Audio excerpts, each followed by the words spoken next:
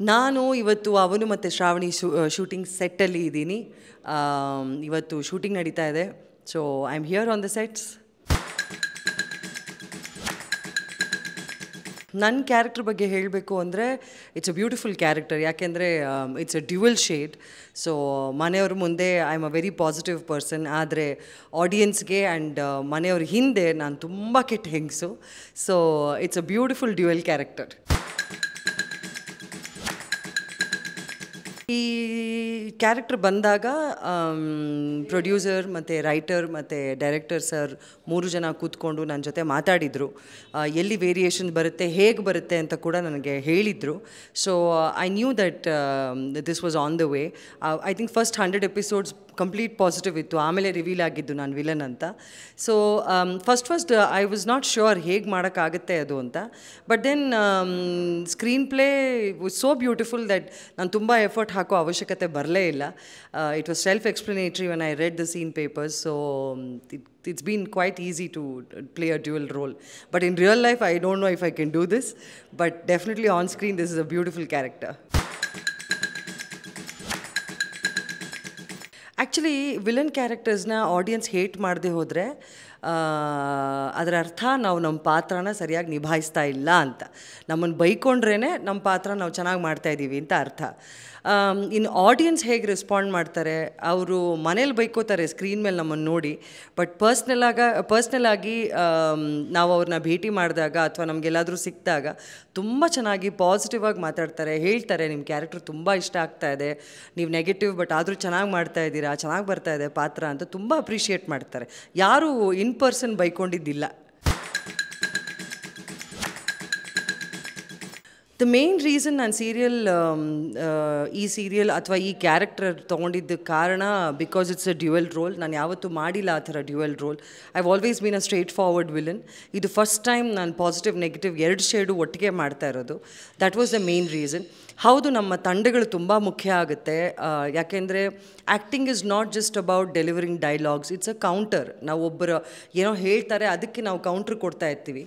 So ನಮ್ಮ ಜೊತೆ ಮಾಡ್ತಿರೋ ಆ್ಯಕ್ಟರ್ಸ್ ತುಂಬ ಇಂಪಾರ್ಟೆಂಟ್ ಆಗ್ತಾರೆ. ಅವ್ರು ಹೇಗೆ ಮಾತಾಡ್ತಾರೆ, ಅವ್ರು ಹೇಗೆ ಡೈಲಾಗ್ ಡೆಲಿವರ್ ಮಾಡ್ತಾರೆ, ಅದು ನಮ್ಮ ಪರ್ಫಾರ್ಮೆನ್ಸ್ಗೆ ಹೆಲ್ಪ್ ಆಗುತ್ತೆ. ಸೊ ನಮ್ಮ ಟೀಮಲ್ಲಿ ಆ ಥರ ತುಂಬ ಜನ ಕಲಾವಿದರಿದ್ದಾರೆ. ಅದರಿಂದ ನನ್ನ ಆ್ಯಕ್ಟಿಂಗ್ ಕೂಡ ಸ್ವಲ್ಪ ಚೆನ್ನಾಗಿ ಬರುತ್ತೆ. ಅವ್ರು ಚೆನ್ನಾಗಿ ಮಾಡಿದಾಗ ನಂದು ಕೌಂಟ್ರ್ ಡೈಲಾಗ್ಸ್ ಇದ್ದಾಗ ನಾನು ಕೌಂಟ್ರ್ ಕೊಡುವಾಗ ಚೆನ್ನಾಗಿ ಬರುತ್ತೆ.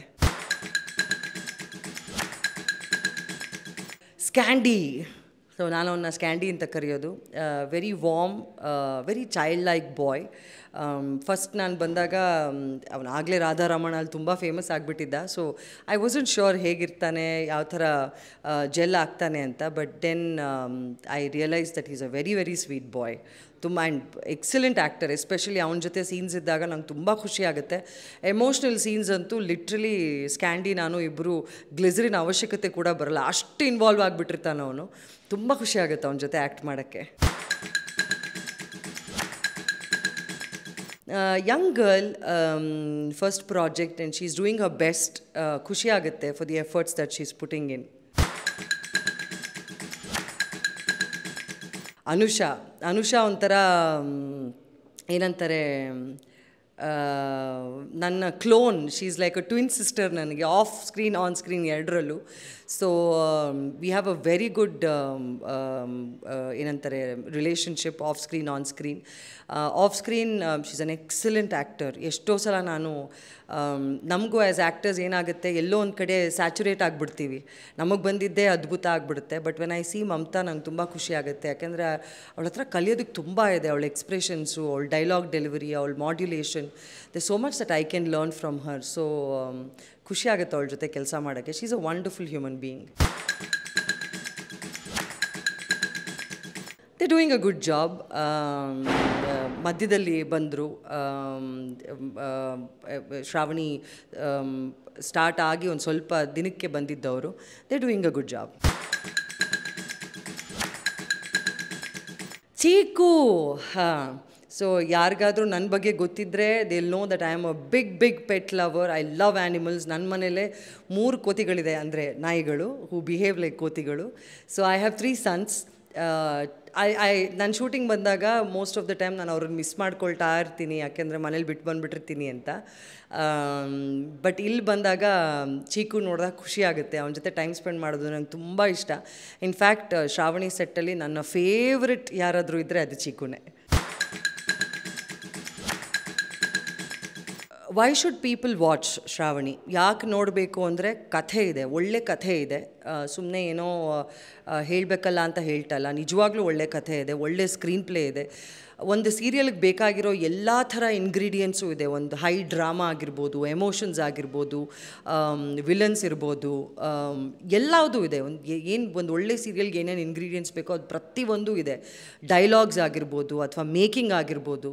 ಸೊ ಆಲ್ರೆಡಿ ಆಡಿಯನ್ಸ್ ನಮ್ಮನ್ನು ತುಂಬ ಇಷ್ಟಪಟ್ಟು ನಮ್ಮನ್ನು ಬೆಳೆಸ್ತಾ ಇದ್ದಾರೆ. ಹೀಗೆ ನೋಡಿ ನಮ್ಮನ್ನು ಬೆಳೆಸಬೇಕು, ಅದನ್ನೇ ನಾನು ಅಂದ್ಕೊಳ್ಳೋದು.